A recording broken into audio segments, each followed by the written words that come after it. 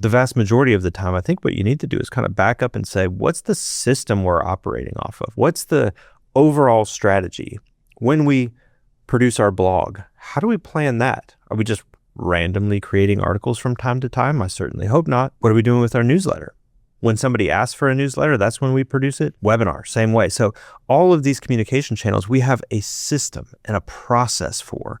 And for whatever reason, that system or process hasn't really been adopted in a B2B sense of things. That's what people are really missing. And, the framework that we use works rather well. A number of our clients have been like, oh, I've never really thought of it like that. But once we see it, it's hard to unsee it, and it becomes useful, and it becomes the framework that we now think about every video. It's where does this fit into this flow to make it make sense and make sure that it is part of our overall communication strategy.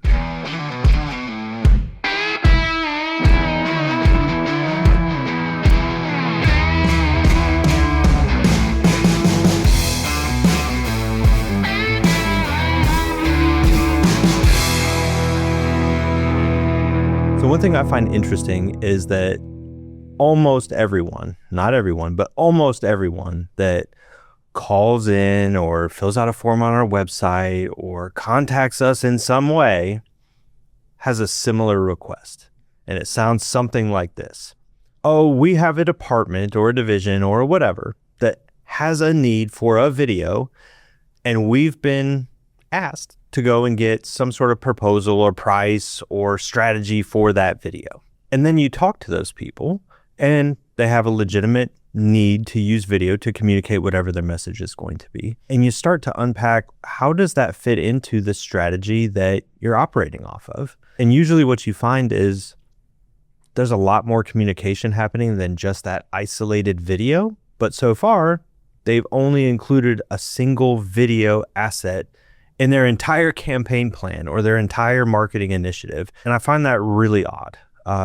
You watch any marketing content, listen to any marketing content. Every single person out there is saying, you need to have a video-first, video-centric approach to your communications. Yet all the marketing teams that I talk to that are using video are thinking about it one video at a time, or as one of the prospects that I spoke to recently called it, are you saying that we have random acts of video? Yes, that's exactly what I'm saying. It's definitely a problem that we see recurring all the time. And I think that it comes down to the way that it's been done. And I know that I've heard across other industries, that's just the way we've always done it. And I think we can all admit that that is a little bit of a cop-out, but also unless they know a different way or unless they've been taught a different way, I don't fully blame them in approaching it that way. Sure. And, we're definitely not here to cast blame and say it's your fault or it's his fault or that. None of that matters. What matters is we have a problem. We need to identify it, isolate what that looks like, and maybe give a better way or different way to move forward. If you take any marketing team and any other content that they're creating and you really suggest operating in this model, it's going to start to seem ridiculous. If you say, hey, you know what, we're going to do one blog article. We got this campaign and we're just going to do this one blog article, and somehow that blog article is going to make all the impact that we need. It's going to change our campaign. It's really going to make this work. Everyone's going to laugh at you. That's ridiculous, right? That blog article doesn't have the power to do that. One blog article is not going to boil the ocean, right? Same with one webinar or one newsletter or one fill in the content blank there. Same thing exists for one video. Can a video help? Yeah, of course. But one probably isn't the answer.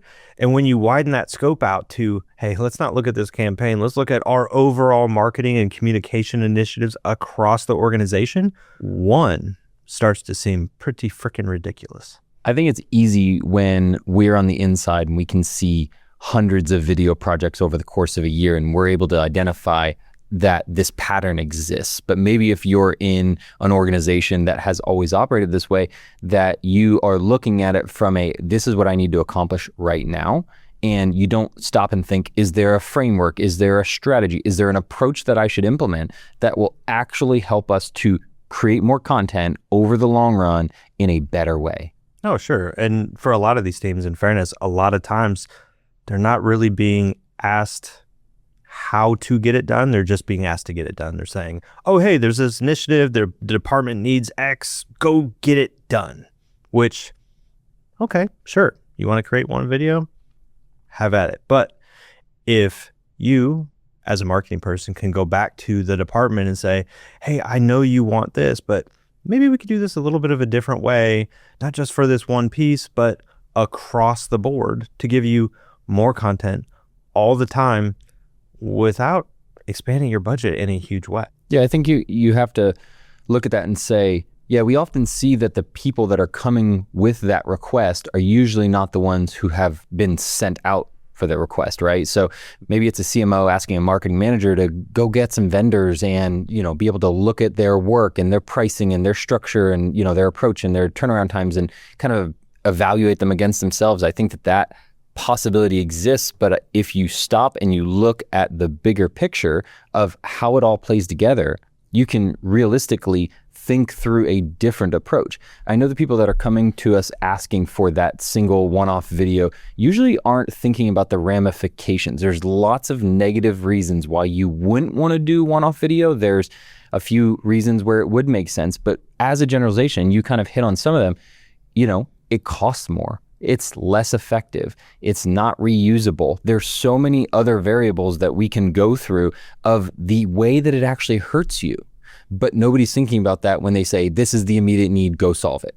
Sure. And to your point, are there times that a single video makes sense? Of course there are. That it would be ridiculous to assume that every time you produce video, it has to be multiple videos. That's ridiculous. But generally speaking, if you're up to something, if you want to communicate something to an audience, usually one video is not going to get that done. So you have to be open to a different approach, which you can't do if you're randomly being asked to do different videos and different things and everything's a one-off project. It doesn't work. It might check the box of, we have a video for that campaign, but it does not check the box of, did we use video effectively for that campaign? So I think something that would be good right now, just to kind of set the stage, is walk through the two examples, right? So walk through kind of the way that everybody comes to us and what they're looking for and the way that they approach it and kind of the things that they're leaving on the table by approaching it that way. And then talk about a different way that would actually yield a result that would be more economical, easier, less friction, and break that down so that we can say, hey, this is what we're talking about, and then we can dig into what that would look like. So look, anytime someone's coming to you from a different department or even from the marketing department itself, just saying, hey, we need a video for X, Y, or Z, there's a disconnect there because you're only going to end up with that single video. And I think if you say, hey, it's fine to do one-off projects, you know, from time to time, there will be times where that makes a lot of sense. But the vast majority of the time, I think what you need to do is kind of back up and say, what's the system we're operating off of? What's the overall strategy? When we produce our blog, how do we plan that? Are we just randomly creating articles from time to time? I certainly hope not. What are we doing with our newsletter? Random from time to time? When somebody asks for a newsletter, that's when we produce it. Webinar, same way. So all of these communication channels, we have a system and a process for. And for whatever reason, that system or process hasn't really been adopted in a B2B sense of things. That's what people are really missing. And, you know, the framework that we use, that we apply within the clients that we work with works rather well. You know, a number of our clients have been like, oh, I've never really thought of it like that. But once we see it, it's hard to unsee it and it becomes useful and it becomes the framework that we now think about every video that we're going to make or we're asked to make. It's where does this fit into this flow to make it make sense and make sure that it is part of our overall communication strategy.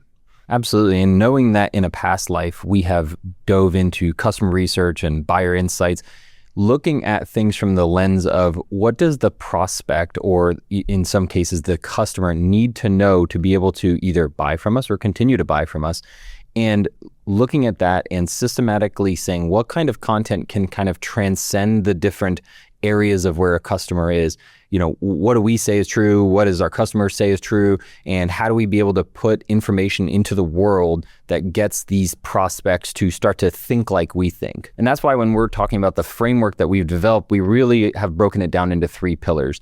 And these 3 pillars are essentially what allows you to communicate in different ways, in different mediums to these prospects, so that you can kind of transcend all of the different layers of where they are, what they're considering, what's stopping them, and really reinforce what you believe as an organization. So the 3 video pillars that we're going to deal with today are specifically go-to-market videos.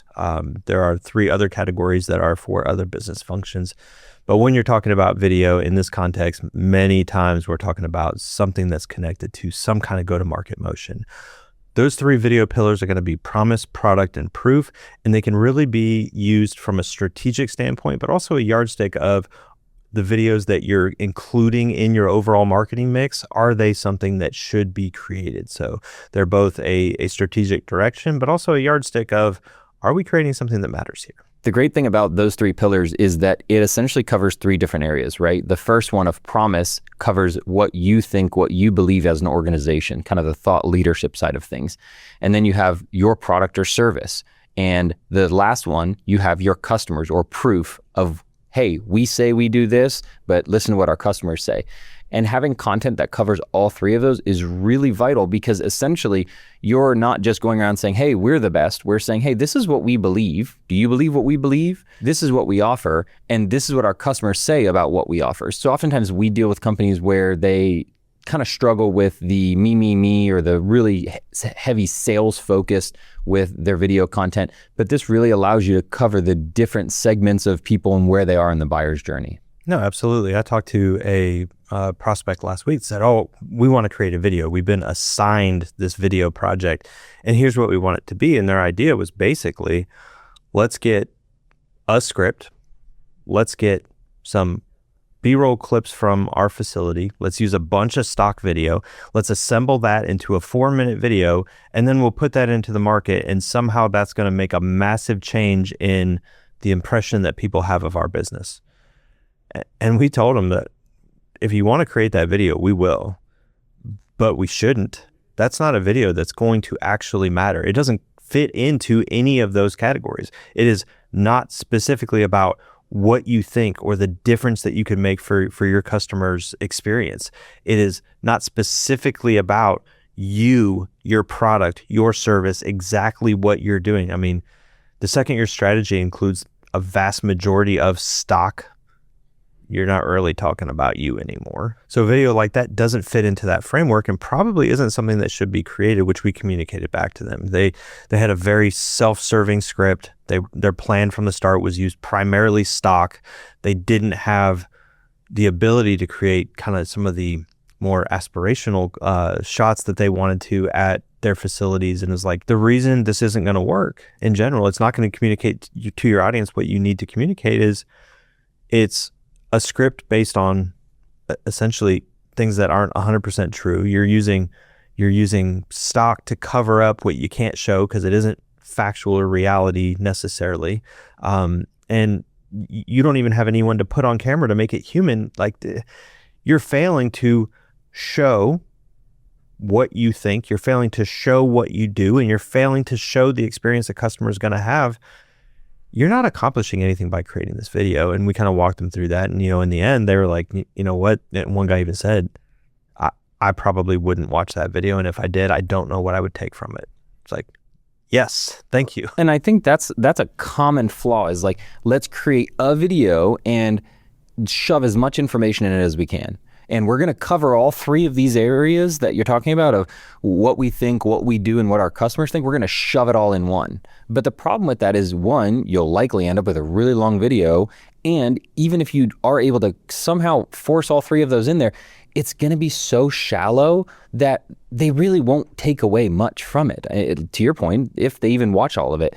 And, there is a use case for, hey, we're going to make an overview video that lives on the website. Great. Have that 30,000 foot view and kind of walk people through from an overview, because that's the goal of it.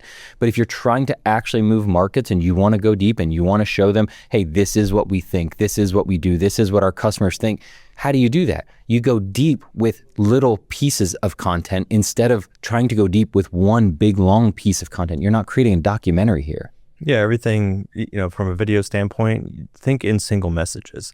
There's one thing you want to communicate. Go back to advertising, right? Every single ad, every single good ad has a single point of communication. It has a big idea that it wants you to remember. It wants you to be able to articulate, what did I just tell you? It wants you to be able to tell that to someone else. There's one thing that was communicated.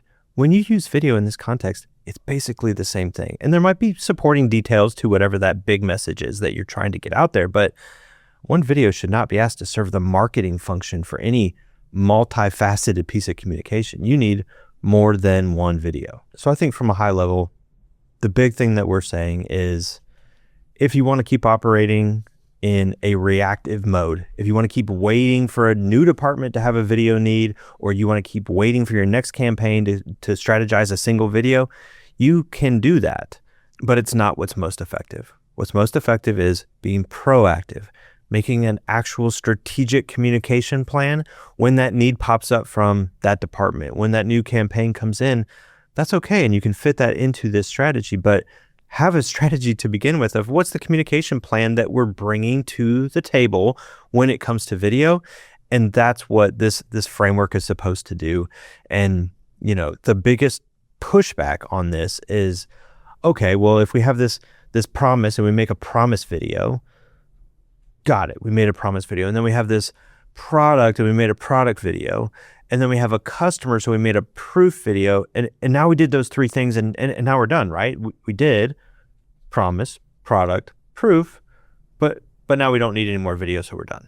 If you were able to communicate everything about your business in those three videos, you might want to rethink your business. Exactly. Your business is multifaceted. It needs to be explained different ways to different people, and probably this is more important, it needs to be repeated often. When you look at the best creators online or the best companies, they don't come out and say one thing one time and then go hibernate and just hope you're going to know it and buy. There's a repetition that happens. They say it over and over and over, and before you know it, two things happen. One, you know it, but probably more importantly, you know them for it. So that when you think of whatever that concept is going to be, whatever that thing is that they've been talking about, who do you think about? You think about them. That repetition has succeeded in what it was intended to do, which is imprint on your mind the message they need to communicate. That's part of that strategy, and that's what needs to happen here in all of those categories. Every element of your communication strategy needs to be something you intend to repeat. So going back to the random acts of video, a random act of video implies that you have a single video that's not going to be repeated. That message is one-off and done. That doesn't have a good chance of being successful. Whereas if you're saying, hey, we have a series of messages about what we think about the world that we're going to repeat in different settings with different people, in different environments, in different angles and situations, and we're going to have it come up again and again and again, and we're going to share our perspective of the world with our audience, and they're going to understand it. They won't understand it on day one, but they might understand it on day 1001. Maybe it takes 2 touch points. Maybe it takes 150. It doesn't matter. You need to be prepared to continually be delivering the what you think that is different, and hopefully you think something different than your competition does about the way that you operate, the way you solve your customers' problems, the way that you deliver to the market, the change that you're trying to make for your customer. Hopefully you think about it differently, and you need to continually be communicating that. On the product side of things, I hope your product or service is different, and you don't have to sit there and go through features and benefits, side by side, and let me tell you about this and how it's different. That's part of it. Make a features and benefits video or multiple features and benefits videos, but also there's a lot more story assigned to that. How is this thing thought of? What was the origin story for that product or service? Why are you doing it? Why are you doing it the way that you're doing it? How do you do it? Can you demo it? Can you take us on an implementation? Can you show us that?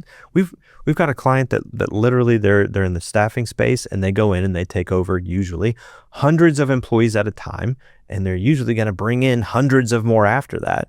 And it's a pretty big switch.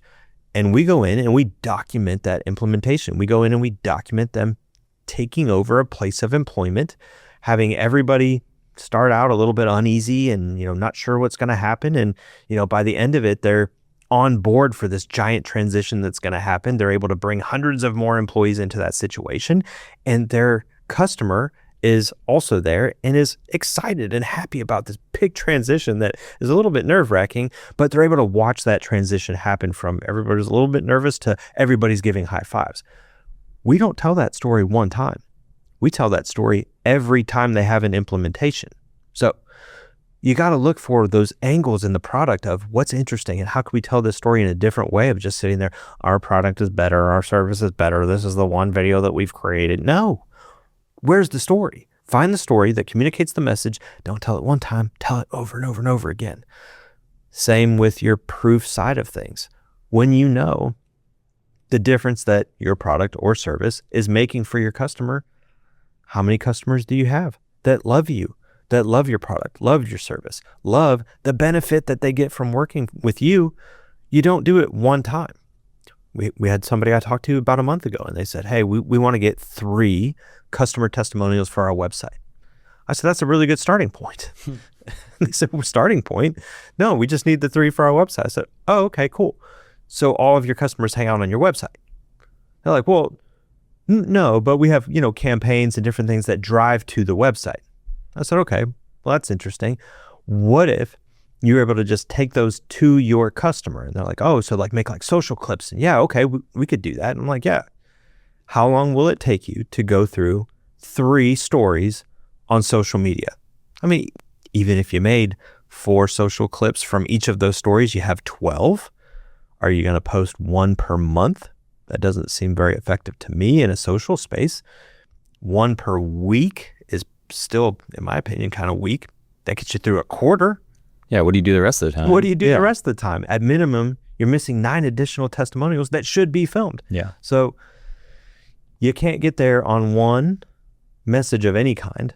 1, it has to be multifaceted. And 2, you have to have the idea of repetition in mind when it comes to any kind of content. And honestly, video is the only one that suffers from that lack of repetition or the assignment of we only need 1, which again brings us back to our random act of video concept here. Yeah, no, and you're absolutely right, because if you even look at just this, because I'm a very example-driven person and I love thinking through examples to give the audience of where and when that shows up and what that looks like. This episode, this may be the first time you've heard the concept of the 3 pillars, but it also may not be. And the reason is because we've mentioned it on other episodes, but there's a good chance that now that you've heard it, next time video comes up, you're going to say, hey, you know what? I actually think there's a better way to approach this, because not only are we talking about it on this episode, we're going to talk about it in future episodes. We're going to talk about it in social clips. We're going to write posts about it. We're going to talk about it. And that's just one aspect of how we approach working with our clients, but it's worth repeating because it's different and it fundamentally shifts the way that you create videos if you follow it. Absolutely. And to your point, hey, the next time video comes up, this is something to examine. I would take that a step further and I would start analyzing it now, come up with a plan, and actually proactively take that back to your team and say, hey, I know from time to time we use video. When we do it, I feel like we're doing it randomly, not strategically. And it's causing us to not be as effective as we could be. I have a different plan. Let's plan out what our message is. Let's plan the difference in how we approach the problem for our customer. Let's plan our difference in our product or our service and how we communicate it. Let's plan our difference that we make for our customers that we want our other prospects to hear. And then let's figure out how many opportunities we have to capture our promise, how many opportunities we have to capture our product, and how many opportunities we have to capture our proof, and how we're going to deliver that to the market, not one time, not because we have a campaign, but all the time consistently so that our entire audience can see what we think, what we do, and ultimately the change that we make for our customers, our content will be better.